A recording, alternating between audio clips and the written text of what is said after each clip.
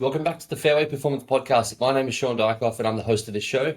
And today I am talking about some factors that you need to consider if your progress has stalled, you're not seeing results showing up on the course from the work that you're doing in the gym, you're not getting the results you'd expect from a training program, or you're just not exactly sure how to piece together a program or what considerations go into putting together a program to do just that. Then this episode is definitely one that you want to listen to. So the factors that I'm going to talk about, there's 7 of them in total, and they are all things which I feel once you know, you will sort of go, oh yeah, like that's, pretty basic and I already know that. But I'm going to hopefully dispel why, or maybe not dispel, but maybe reiterate the importance of why these things are very important factors in your training program and how to manipulate them so that you get the most from your training. So the first one, and these aren't things which I've created myself. These are all things which are studied, and I actually gained a lot of this knowledge from a guy named Andy Galpin, who I interviewed on the podcast a couple of years ago now. He's one of the leading researchers, I believe, in the world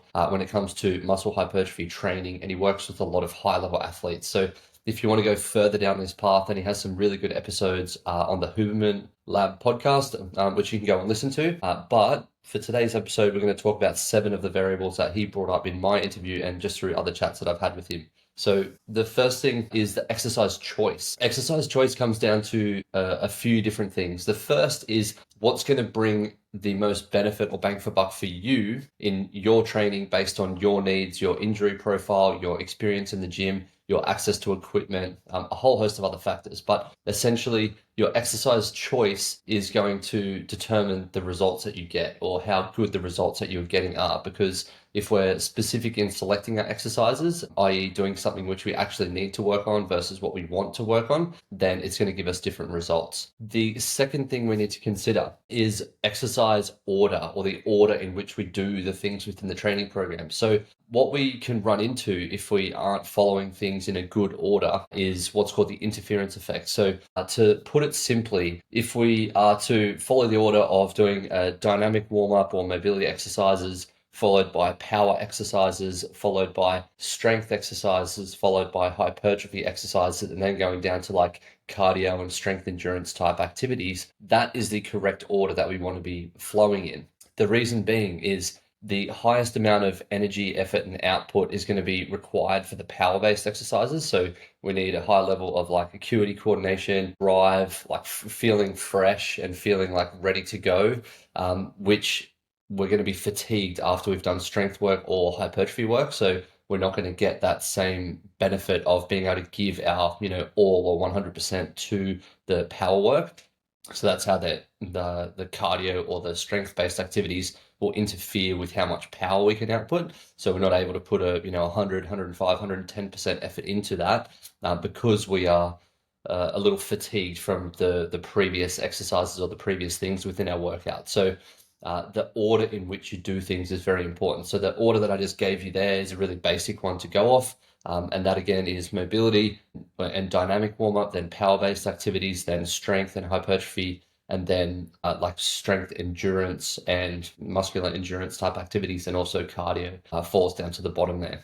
There's other episodes that I've recorded which you can go back to, which talk about specifically, like when to do things on a specific day and all that type of stuff. Or if you have questions about that, then obviously put them in the comments below, and I'd be happy to talk to you about that on there. The next variable, so we've talked about choice and order. The next variable is volume. So volume is a very important one because as we go through life and go through training and build experience and build volume in our bodies then require more volume of a particular thing in order to still make progress, because it no longer becomes challenging to do 3 sets of 10 bicep curls because our biceps are very adapted to that stimulus that we've imposed on it, that 3 sets of 10 bicep curls. So we either affect the choice, so change the way that we're doing the bicep curls, or we change the volume of what we're doing with the bicep curls. So to change the volume, the volume essentially is the total number of reps multiplied by the total number of sets. So you can work it out in sets per body part, or you can work it out in total volume of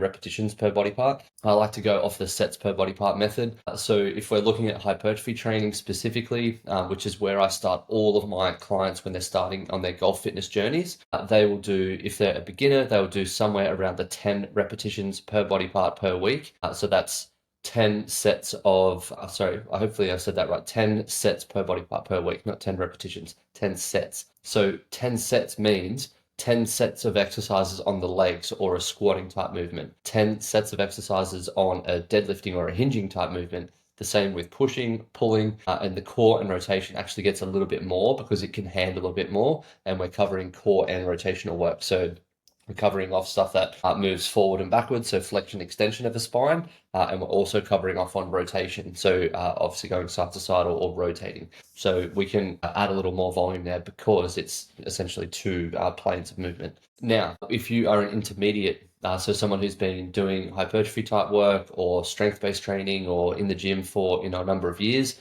say like 3 to 5 years, then you're probably going to be on the intermediate realm, which is up to 15 sets per body part per week. And then if you are in the advanced phase, then you're going to be 20 or even up to 25. For those who are, taking other supplements, they might be at like 25 to 30, like really high level bodybuilders who are, absolutely hammering certain body parts and their muscles are just so big and they need the volume there to obviously gain strength and muscle. So it depends on your experience level as to where you're going to fit in that volume equation, and that's a really, really big one. The next thing is intensity. So intensity we can talk about as like a percentage of your 1 rep max for a given movement or for a given lift. I also like to think about it as how close to failure you are with each set. So one of the rules of thumb, and this is something I gained from Andy Galpin, hypertrophy, we can actually get anywhere from, I believe he even said like down to like 5-6 reps. We can even just be starting to hit on a hypertrophy. For me, I like to program up to like 8 reps as the minimum, just because it gets a decent weight there and also allows people to do a decent volume and reduces risks for injury for golfers, because they're not lifting too heavy, particularly when we're starting out with the training program. Then we can go all the way up to say like 30 reps for movement. So Andy was saying that, there's been studies now where people doing up to 30 reps and still getting the benefit of the hypertrophy style or hypertrophic, gains and building muscle from doing up to that many repetitions for these movements. Now, for me, I like to get clients to, if we're doing a repetition-based increase, so we're going 8 reps, 9 reps, 10 reps, 11 reps, 12 reps, then I like them in the week, like first week, 2-3 weeks, to choose a weight that they can only do 2 to 3 more reps of that movement in that set before they think they would be at their failure point. What that actually probably means is they're probably 5 reps or just under 5 reps short of failure, because everyone, especially when they're starting out, is probably going to feel like they're at their maximum, but they probably still have a couple of more reps in the tank. And it's just the fact that they haven't done a whole lot of training. So 5 reps is a key number there. If you're listening to this and you're like, what's the exact number that I need to be, short of failure? So if you're doing 8 reps, then the most you feel you could do is 13 with that weight that you're using. That's the number. However, if you're new to it and you're not really sure what your limits are, you haven't actually worked out what your, failure point is, then I would be aiming to feel like you're at 2 to 3 short of failure, because then it gives you a little bit of a buffer there. Okay, so that's the intensity. Now, I find this volume and intensity are probably 2 of the key ones there. Once people have been training for a while, they get in a bit of a rhythm. They've got like a bit of a, like a mum or dad routine where they like go into the gym and they're doing the same thing all of the time. Sorry if this is like calling you out specifically and you're someone who does this, but that is 2 key pieces there. Volume and intensity are 2 key variables that you can adjust today in order to gain some progress again. So like to feel that pump again, or to feel like exhausted after, your session, if that's not what you're getting at the moment. The next variable, so the 4th variable, is frequency. So how many days per week you are training. So obviously we don't want to, do all of our volume in one day and then have 6 days off and then go back to the gym again, because there's going to be some sort of a curve of like getting a benefit, and then we're going to be starting to go on the other side of it. Just like you would have felt if you go on holidays and, you train all the way up to your holidays, you have 2 weeks off, you go back to the gym, first session back, and you're really sore again. That is, that effect's coming into place. So what we want to do is try and spread it out through the week, particularly for golfers where, we can fit practice days in there, playing days. If you're someone who doesn't like to train the day before you play, or you like to train the morning of playing because then you feel fresh and warmed up and you're good to go, then they're all the different little variables you can play with. Also spreading the volume across the week. So if you've got 20 sets to do, you're someone who's been training for a long time, then you might want to spread that across 4 days a week or 5 days a week. And you would do that by doing, say it's 20 sets that we're doing across the week and we want to train 5 days a week, then it means we do 4, 4, 4, 4, 4. So 20 sets across the week. So 4 hinging movements on Monday, 4 sets of a hinging movement, so 4 sets of lunges, 4 sets of squats on Tuesday, 4 sets of a different type of squats on Wednesday, 4 sets of a different type of lunge on Thursday. And then 4 sets of maybe a leg press or a barbell hook thrust or something like this, a squatting based movement on the Friday. So we've got 20 sets across the week. Or if you're doing 3 sessions a week and you want to get that to 4, then you do 5 sets. So 5, 5, 5, 5, and you would spread that across the week, whatever fits your schedule and needs there. So frequency is definitely something to tweak and play with in terms of the variables as well. The next is rest. So rest can either be really good. So obviously, if you're not resting enough and you're just going really quickly between the sets, it turns more into, rather than like a strength-based activity where we're working on like hypertrophy or trying to build muscle and strength. If we're resting for too short a time, it then becomes more like a HIIT circuit or a high intensity interval type circuit, or a more strength endurance where we can't actually lift the weights that we're capable of because we are resting too short an amount of time and going straight back into it, and we just end up being drenched in sweat, getting the session done in 30 minutes and completing all the volume, but we haven't actually stressed the muscles enough for the adaptations that we're trying to gain from the stimulus that we're imposing on the body. So with a lot of my clients, what I'll say is, in the beginning, they'll do a lot of unilateral work. So we'll do, left leg, then right leg for a squatting type movement. Then we'll do left leg, then right leg for a hinging type movement. So by the time they go left leg, change the weight over, right leg, change the weight over, change the movement, left leg for the hinging or deadlifting type movement, right leg for the hinging deadlifting type movement, and come back to the squatting one. Normally they only need to rest like 30 to 60 seconds and then they can go back into it because they've done 8 reps, 8 reps, 8 reps, 8 reps, and then tiny little rests in between setting things up.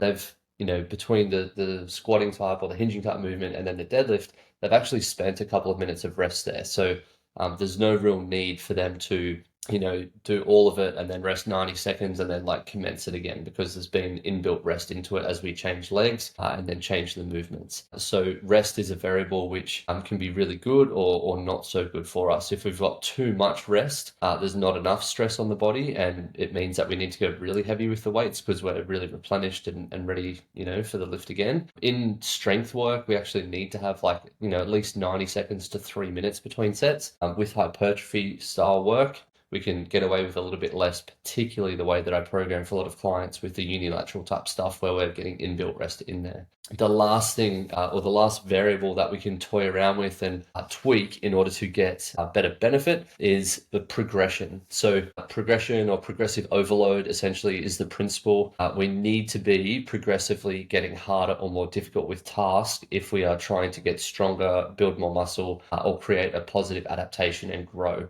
Because essentially there's growth or there's dying.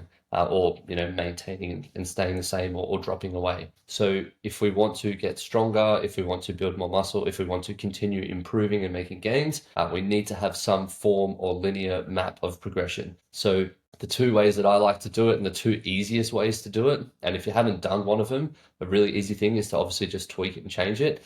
First one I mentioned before, which is just increasing the repetitions week on week for a lot of people when they start. So doing that repetition-based increase is something that not a lot of people have done. They would have done, 3 sets of 10, 3 sets of 8, 3 sets of 10, 3 sets of 12, or, stuck to one of those, and they would have increased the weight. Okay, so that's one way to do it. The other way to do it is choose a weight and then to increase the repetitions over time. So over a 5-week period, they'll go from 8, 9, 10, 11, 12 reps. Then the last week, I like to do a deload week and increase the repetitions and decrease the weight a little bit, just so it's not so stressful on the body and they get a bit of a reprieve before we move into next phases of training. So quite a few clients will use that progression, obviously with all different movements within there, a different amount of volume, different specificity in terms of their mobility and other pieces, but that general principle will apply of that repetition-based increase, particularly because a lot of them don't actually have full access to gyms. Guys living in Manhattan who don't have, a full gym, or, Jersey, they've got a house and they've got literally 2 dumbbells, a bench, and then some bands, and that's all they have to do their training, or like little home gym setups. They don't have a full rack of dumbbells in a Planet Fitness or a 24 Hour or LA Fitness or something like this. So that's a really good way if you've got minimal weights to make progression in your training. So at the end of this, I hope that you've been inspired or motivated to tweak at least one of these variables. So there's 7 there. There's the exercise choice, exercise order, exercise volume or total volume of training, intensity, the frequency that you're training, the rest that you're taking between sets and intra-set, etc., and then progression as you are building or linearly progressing through your program or through the phases of your program. So at least one of those variables, if you haven't changed them for a while, or more than one if you haven't changed them for a while, if you were to implement that change into your program, then I see nothing but success and gains coming your way. If you have any questions on this, you can always reach out to me on Instagram. My Instagram handle is Shaun Diakoff, or at SHAUN.DIACHKOFF. Or if email is your preferred method, then my email is Shaun, SHAUN, at fairwayperformance.com. Until next week, guys, I hope that you've gained a little bit of knowledge, motivation, education, everything like that from this episode, and take something away from it. If you did, let me know in the comments or via messages or email. And until next week, train hard and play well, and I'll talk to you then.